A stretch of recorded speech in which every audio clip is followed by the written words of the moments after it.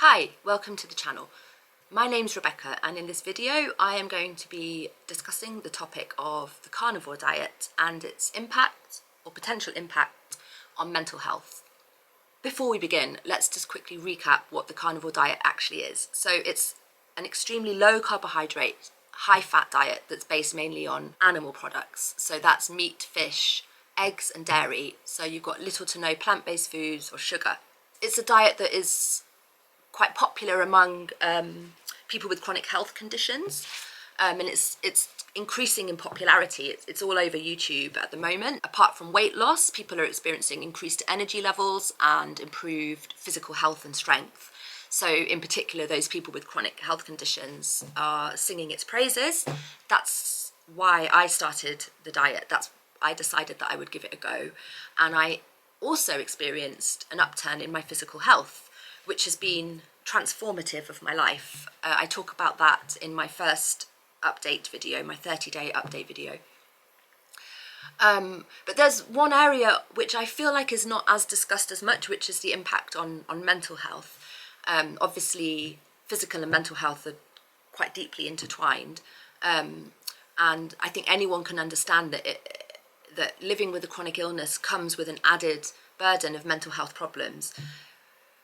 So that may come from the disease itself, as in the case with multiple sclerosis. A symptom of multiple sclerosis is depression and anxiety, but you've also got the secondary level of depression that comes from the impact it has on your life, the limitations and the losses that having a chronic condition incurs.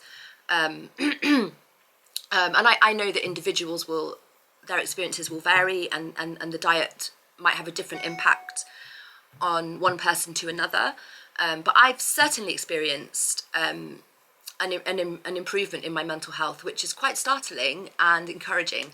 So I've experienced, and I know other people have reported the same, a reduction in my symptoms of depression and anxiety, a more stable mood, and increased mental clarity and focus. So in my case, my memory improved. I suppose this is where physical health, cognitive function and mental health is a bit of a continuum.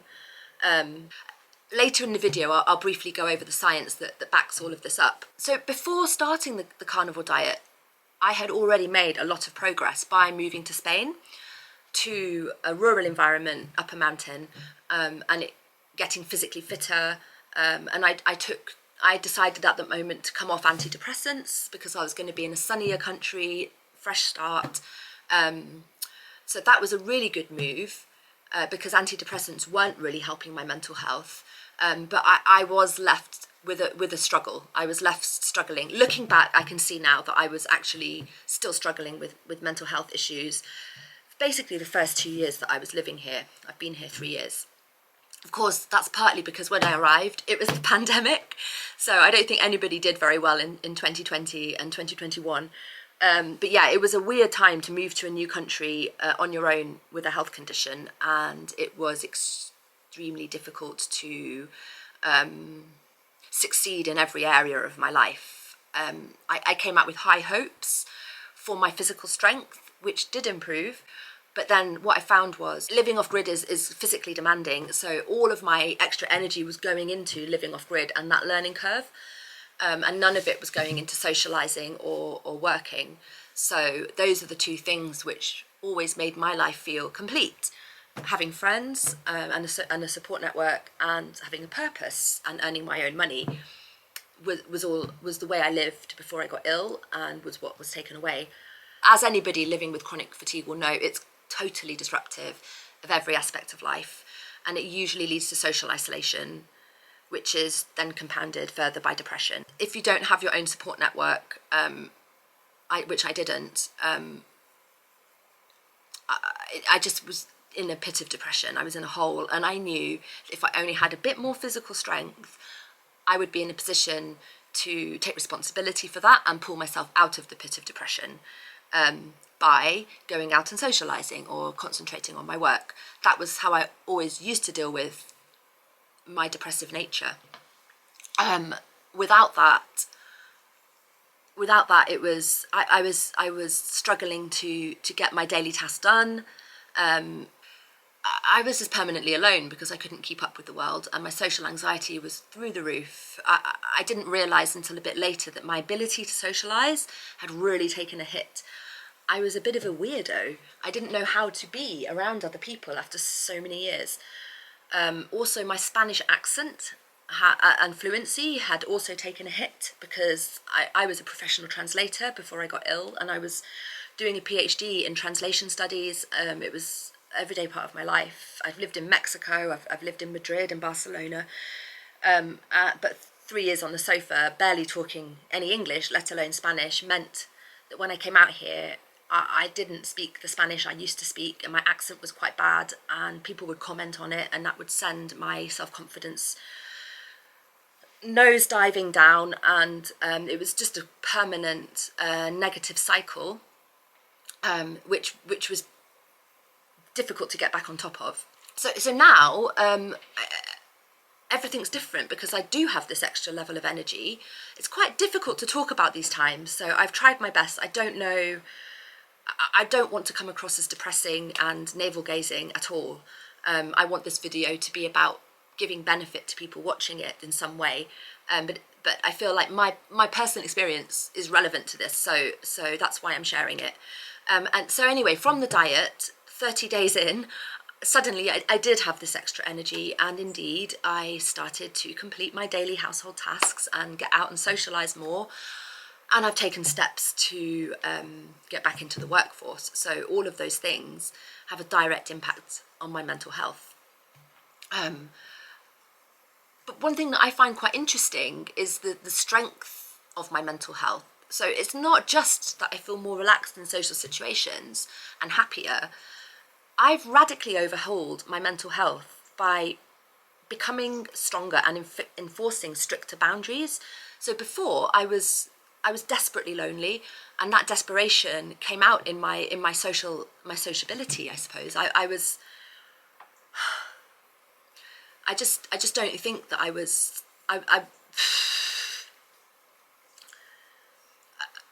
now it's the mental clarity and the focus, I believe, that is causing this. I am much better at establishing boundaries when friendships are not going well or when relationships hit difficult times. Generally speaking, I just feel much more badass. I don't give a damn. Be how you want to be. I'm just going to be me. I feel like I have mental clarity about the fact that taking responsibility for my situation means policing the people I allow into my life and not giving a crap what everyone else thinks. So if somebody's behaviour is repeatedly causing conflict and stress, they're simply out. I don't waste any time thinking about it. As of the beginning of the carnivore diet, I'm focusing more on the good friends that I do have, which is, thankfully, I've now got several. I've got a supportive, trusted friendship circle that I'm extremely grateful for and cherish. And I'm not anxious or desperate to be liked. And there's such a freedom in that. I don't want to treat anyone badly, but that strength of this is me and that is you, I didn't have before. It's like an extra shell that's been constructed. That it comes in part from physical energy, but also from mental health, strength of mind. So there's several reasons for this. So you've got the nutrient element, you've got the carnivore diet that is providing essential nutrients like omega-3 fatty acids, and that's important for brain health. They're associated with a reduced risk of depression and improved cognitive function. Oh, hello, it's a chicken. Let's get a chicken. Do not do a shit on me. Just say hello to everybody. Hello. This is where I get my eggs from.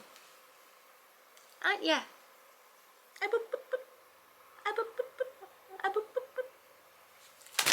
Okay, off you go. Cutting out processed foods. So there's the actual nutrients that you're adding to your body. There's the elimination of the processed foods, and then there's also something I've come across, which is the gut-brain axis. So that's the relationship between the gut biome and mental well-being. And some people are saying that the carnivore diet improves that. that's the brief research that I did into it based on my actual experience. If you've got any knowledge of this, do add it to the comments. I'd be fascinated to know. And then there's the fact that when you're in ketosis, you're producing ketones. So that's when it's a source of fuel, not just for your body but for your brain. And I think ketones are meant to be more effective for the brain than other energy sources, sugar energy sources. And then you've got the fact that you're reducing inflammation. So I think this is the key. I think this is the key. I don't know what you think. Maybe you have a different opinion. But for me, I truly believe that disease is caused by inflammation in the body. So me moving up a mountain, the whole point of that was to reduce stress on my body. I think it's called oxidative stress or something like that. But it's inflammation. It's stress, physical from your environment, toxins in the environment, stress at work, things like that. Everything inflames your body, and you can take different steps to reduce that inflammation. There's certain supplements, natural products that help reduce inflammation. Or just removing yourself from an environment where there's a lot of toxicity